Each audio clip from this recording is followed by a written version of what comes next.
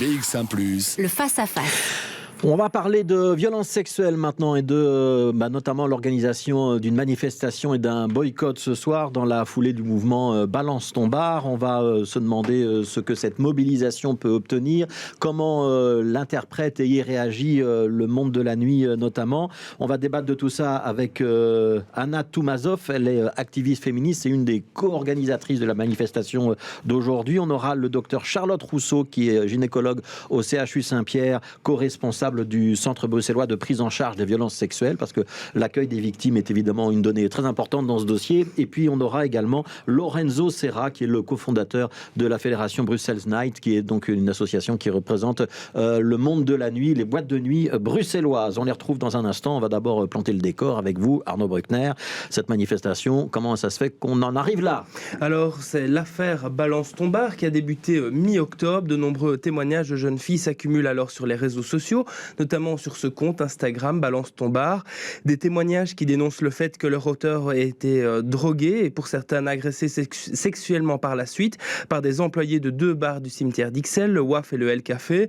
Suite à quoi une enquête a été ouverte par le parquet, suivie d'un appel au boycott des bars en question, puis de l'ensemble des bars et des clubs et de plusieurs grosses manifestations qui ont circulé dans le cimetière d'Ixelles. Le gouvernement a notamment annoncé s'engager à accélérer la prise en charge des plaintes, tandis que le CHU Saint-Pierre a annoncé mardi que les locaux du centre de prise en charge des violences sexuelles seront agrandis, multipliés par 6 pour offrir une meilleure structure d'accueil aux victimes. Alors on va commencer avec vous, Anna Toumazov. L'idée de la manifestation qui est organisée ce soir, mais aussi du boycott que vous proposez des bars et des boîtes de nuit, c'est quoi? C'est pour faire pression? C'est pour obtenir des changements concrets? Ou c'est plutôt l'expression d'une émotion dont on comprend qu'elle est très partagée depuis quelques semaines? C'est avant tout pour être entendu. Moi, je crois que l'émotion, on l'a vu lors des premiers soirs avec les marches qui ont pu avoir lieu à Ixelles. Là, maintenant, ça a été le fruit d'une réelle réflexion et on s'est dit que de rassembler ainsi, en si grand nombre, de nombreuses victimes et victimes potentielles de tout ce qui se passe dans ces établissements de nuit était une bonne idée et avait un haut pouvoir symbolique. Il y a un boycott qui est demandé des bars et des restaurants. Est-ce que vous comprenez que pour ce secteur, c'est parfois vécu comme une injustice et que tous les restaurateurs, tous les tenanciers de café, tous les tenanciers de boîtes de nuit n'ont pas tous envie d'être mis dans le même sac? Ces personnes-là, je répondrais comment on fait alors? Comment on fait pour se faire entendre? Parce que malheureusement, ce que montre le hashtag Balance ton bar qui a pu y avoir, c'est que ça concerne des bars et des boîtes dans toutes les communes, de tout profil, etc. Alors comment on fait nous pour trier le bon grain de livret et protester? Est-ce qu'on doit organiser une manifestation devant chacun de ces cafés, chacun de ces bars? Parce qu'ils sont malheureusement très nombreux. Et on n'a pas non plus vu les autres bars et cafés se positionner pour se désolidariser par ailleurs. Alors, on va donner la parole là-dessus à Lorenzo Serra, donc fédération Brussels Night, donc l'essentiel des boîtes de nuit à Bruxelles. Vous n'êtes pas positionné et vous n'avez pas envie de faire des actions. D'abord, est-ce que vous avez des contacts avec les organisatrices des manifestations de ce soir et qu'est-ce que vous avez envie de leur dire? J'ai envie de leur dire que tout d'abord, on est solidaires et on condamne toutes les actions de harcèlement qui peuvent avoir lieu. Il faut aussi remettre ça dans un contexte plus large qui est un problème sociétal et on doit tous condamner ça. Je vais dire que d'un côté on se réjouit, c'est pas le bon terme, mais que les victimes sortent du bois et qu'aujourd'hui elles parlent. On parle d'une souffrance qui pour certains date de décennies, donc franchement c'est même un positionnement personnel à ce niveau-là, c'est de dire et on se réjouit de l'effet boule de neige, c'est-à-dire que plus il y aura de gens qui parleront de la problématique qu'ils ont vécue, plus ça provoquera des témoignages. Ça, c'est une chose. La deuxième chose, il faut savoir qu'en fait, nous, on a réagi tout de suite, mais ça ne se sait pas. Et c'est pour ça aussi que j'ai accepté de participer à l'émission. C'est qu'il y a un tout jeune conseil de la nuit qui est né à Bruxelles après la crise Covid et que notre fédération, par ailleurs, il faut le savoir, elle est très très jeune, elle est née dans la crise Covid. Donc c'est vous dire à quel point on n'a pas considéré la nuit dans cette région pendant très longtemps. Donc le fait qu'on se soit fédéré, c'est quelque chose de très récent. Et le conseil de la nuit s'est réuni pour la première fois en septembre.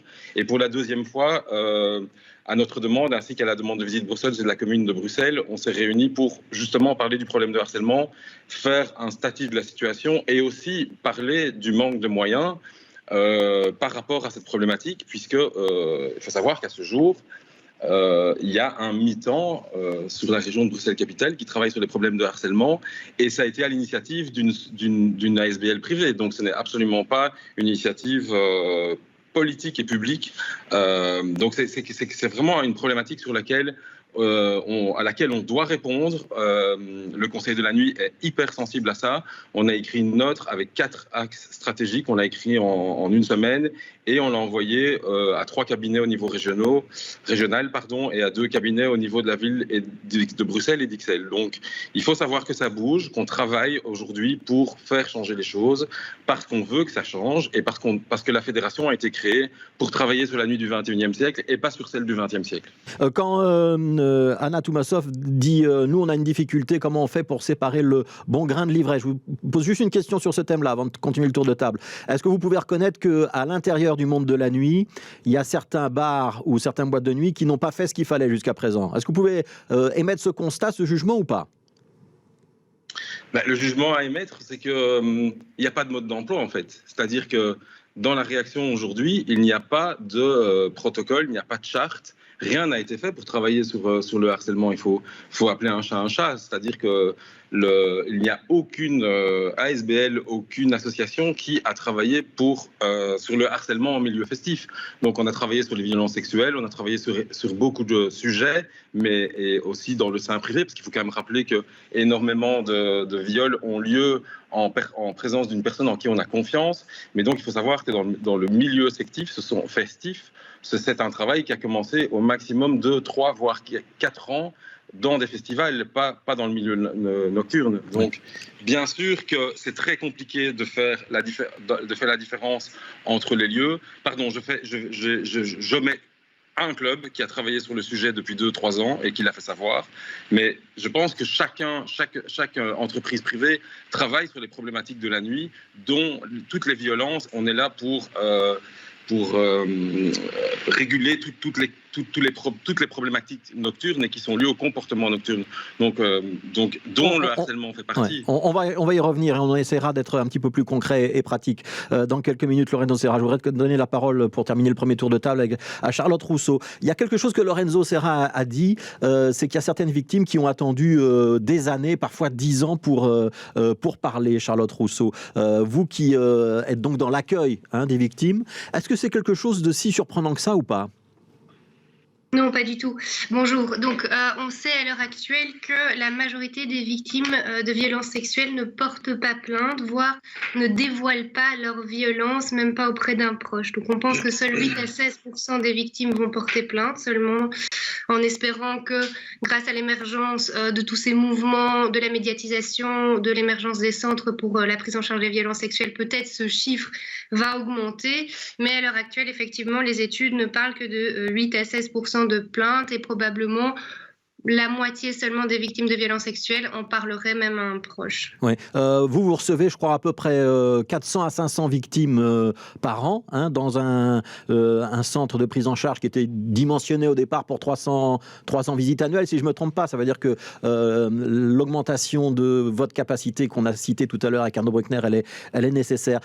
Les victimes, quand elles viennent chez vous, est-ce que ça concerne par exemple le milieu festif, le milieu de la nuit, ou est-ce qu'on est plutôt dans la majorité des cas, sur des violences qui sont, par exemple, intrafamiliales ou à l'intérieur de son couple? C'est quoi est-ce qu'on peut dresser un profil, pas type, mais un profil le plus courant des agressions sexuelles? Ou est-ce que ça va vraiment dans tous les sens?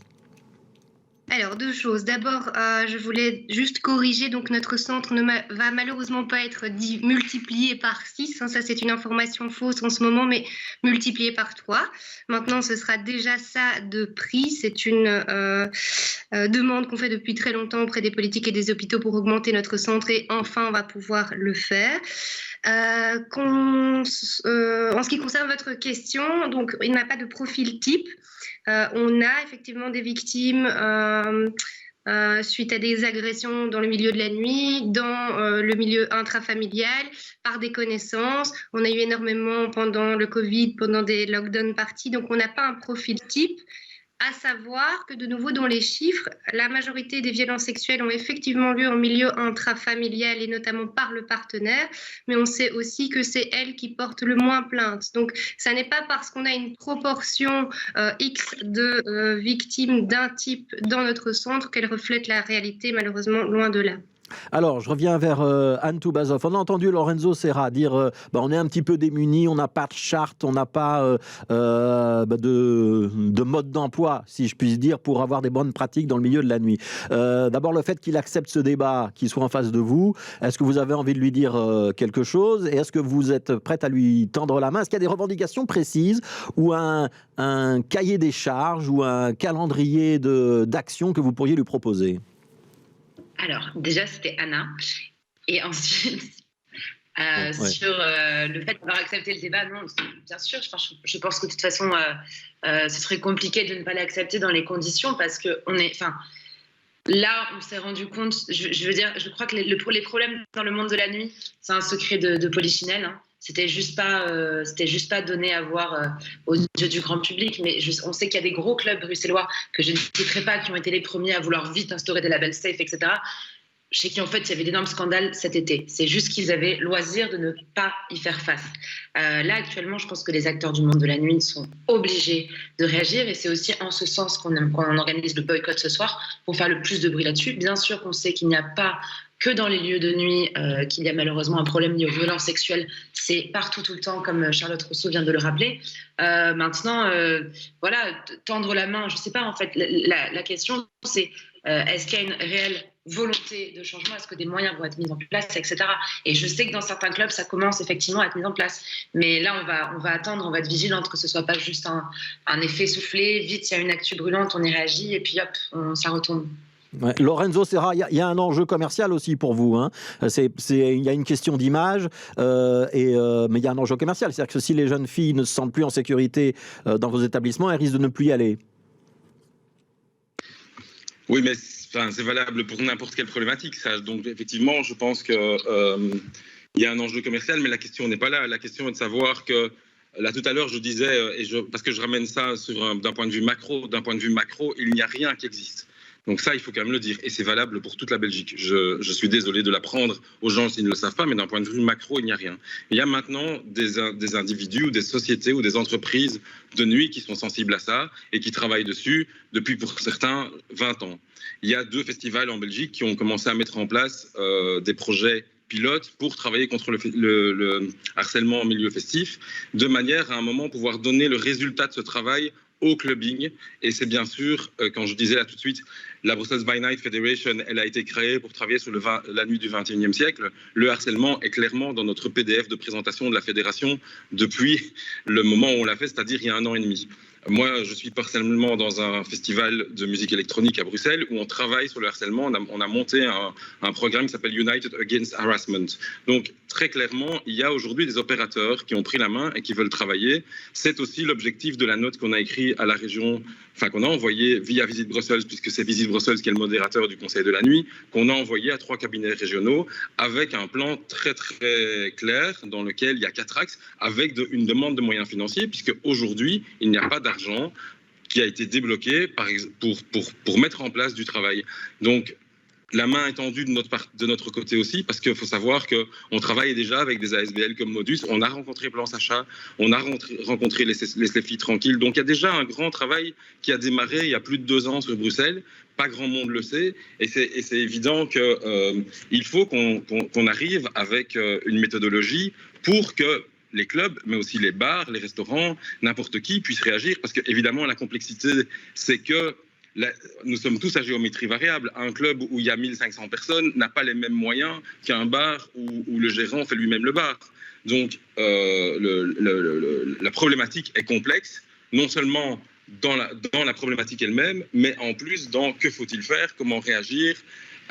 Et c'est un travail main dans la main avec les autorités, parce qu'évidemment, il faut qu'on puisse travailler avec la police, il faut qu'on puisse travailler avec Bruxelles Prévention Sécurité, il faut qu'on puisse travailler avec... il faut que tout le monde soit d'accord sur les protocoles qu'on met en place pour qu'ils soient régionaux et que chacun ne vienne pas avec son petit mode d'emploi parce que sinon ce serait l'anarchie. Ouais. Je reviens vers vous, Charlotte Rousseau. Sur la problématique, on prend le point de vue des victimes maintenant. Quel est le conseil que vous pouvez donner à une jeune femme qui a été abusée ou qui a tout d'un coup un trou noir en se disant « mais je me rappelle plus ce que j'ai fait hier, il y a quelque chose de bizarre qui se passe là-dedans ». Il faut aller voir son gynécologue, il faut aller voir la police, il faut aller vous voir vous à Saint-Pierre. C'est quoi le bon réflexe? Et comment on fait pour dépasser ce petit blocage de culpabilité qui fait que finalement on préfère ne pas en parler? Alors, le conseil que je donnerais, en tout cas s'il y a violence sexuelle suspectée, c'est de se présenter dans un centre de prise en charge de violences sexuelles.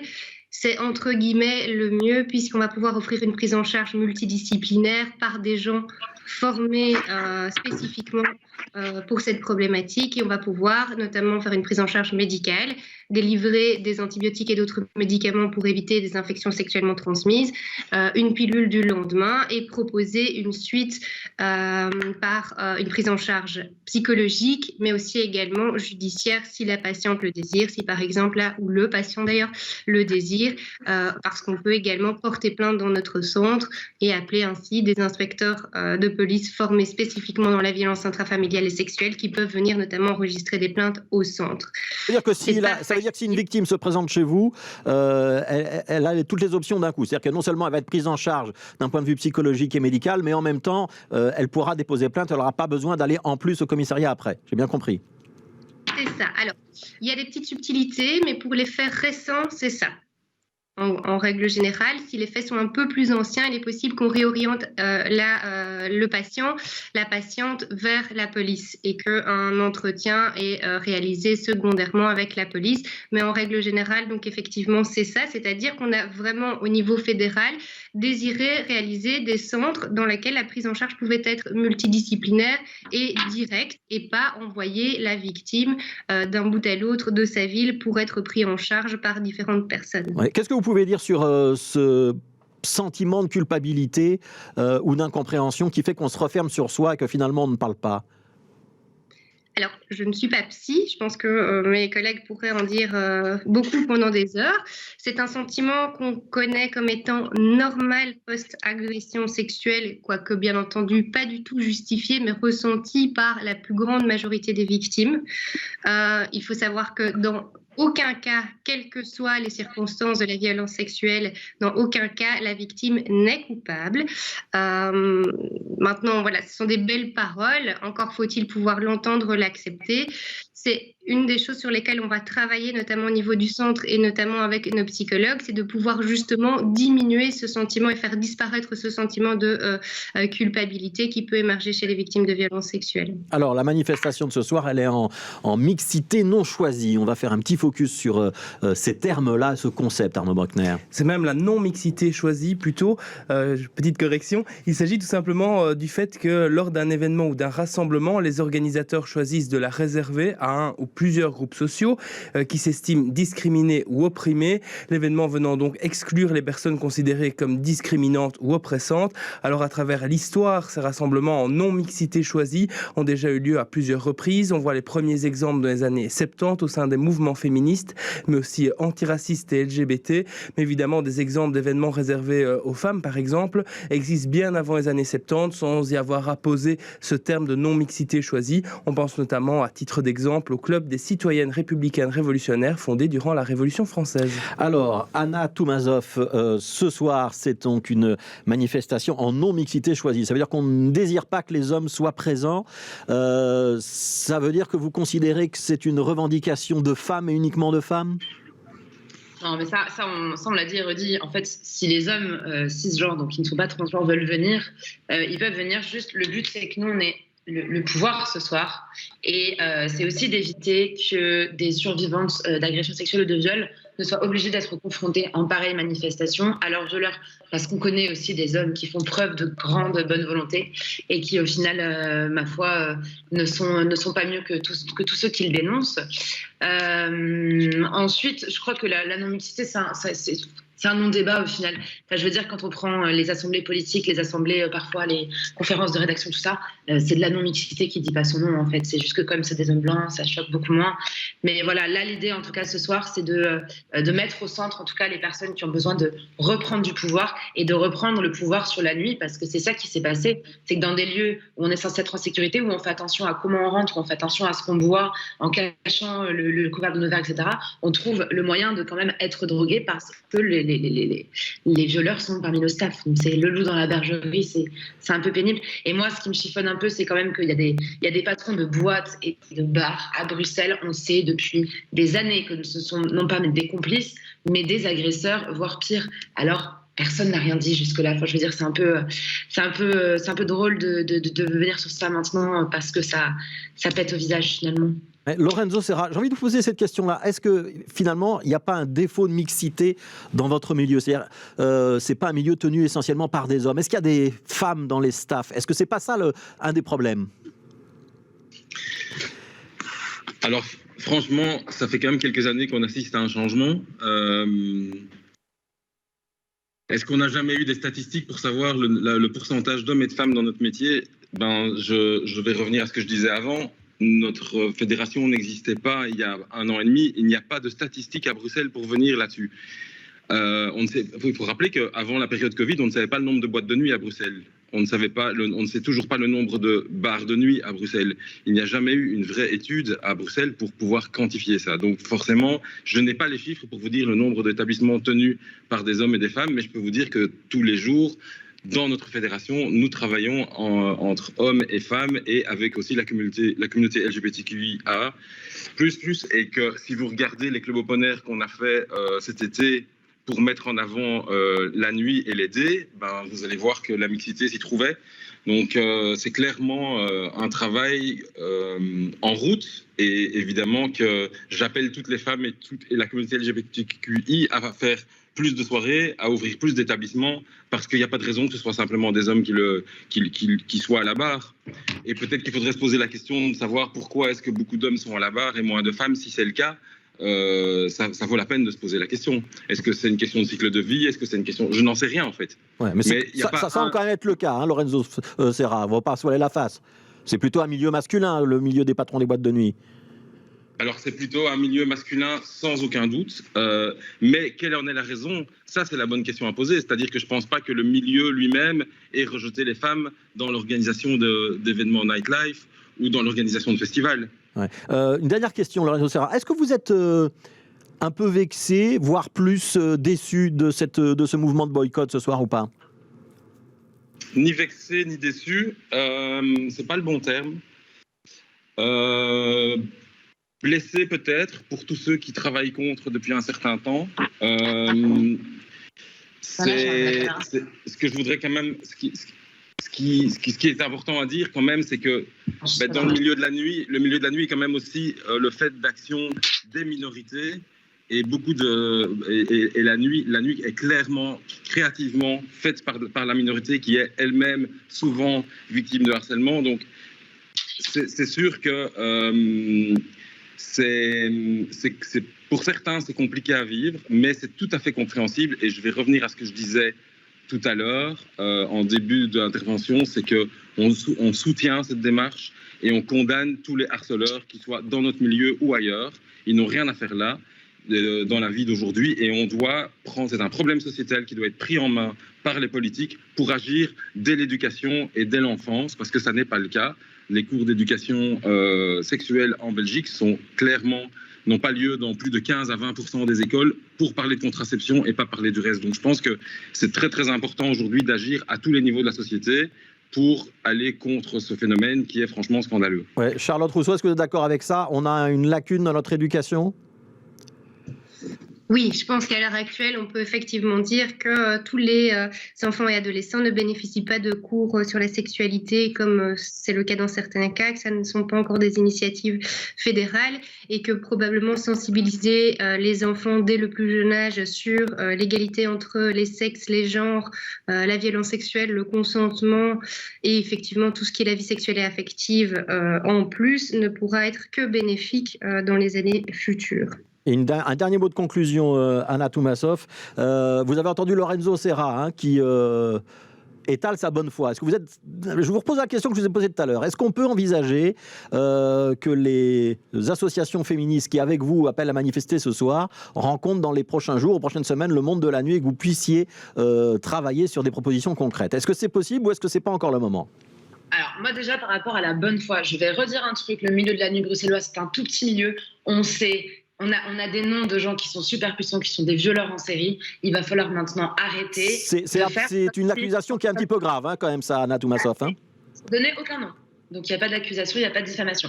Première chose. Donc ça, je veux juste, et c'est ça dans tous les milieux, et je sais à quel point quand on est dans un milieu, c'est difficile d'aller contre les gens qui sont dans leur milieu. Mais je crois que là, s'il y a des personnes, que ce soit Lorenzo Serra ou qui que ce soit d'autres, qui à un moment veulent vraiment être de vrais alliés, alors il faut s'élever et éliminer les pommes pourries de votre milieu, parce que sinon ça va pourrir tout le panier. Et là, c'est ce qui se passe actuellement. C'est peut-être injuste pour plein de bars et plein de boîtes qui n'ont rien fait. Et ce soir, il y a un boycott et ça fait une sanction financière sur un week-end où il y aurait eu du monde sûrement dans les bars et les boîtes. Mais alors, il faut vraiment balayer chez vous, c'est important. Première chose. Et deuxième chose, moi, je pense qu'une fois que tous ces gages de bonne foi auront été donnés, etc., bien sûr qu'il y aura tout un intérêt de la société civile et en tout cas des féministes de travailler, et des associations antiracistes, anti-LGBTQI+, phobie, de travailler avec le monde de la nuit pour que les minorités ne soient plus jamais discriminées, évidemment. Mais il va aussi falloir mettre en place des moyens financiers pour embaucher des équipes qui seront dévolues à ces rôles-là dans les lieux de la nuit. Et je le répète, il va falloir de la réelle bonne foi et ça passe par éliminer les mauvais éléments. Voilà, on a entendu Lorenzo Serra dire tout à l'heure qu'effectivement, il manquait de moyens et qu'il demandait au pouvoir public d'intervenir également. Merci à tous les trois pour ce débat. On a compris que ça restait un petit peu tendu quand même. Il y avait donc Anna Toumassov, militante féministe. Il y avait Lorenzo Serra pour le monde de la nuit et il y avait le docteur Charlotte Rousseau pour le centre de prise en charge de violences sexuelles à côté de l'hôpital Saint-Pierre. Merci à tous les trois d'avoir été avec nous.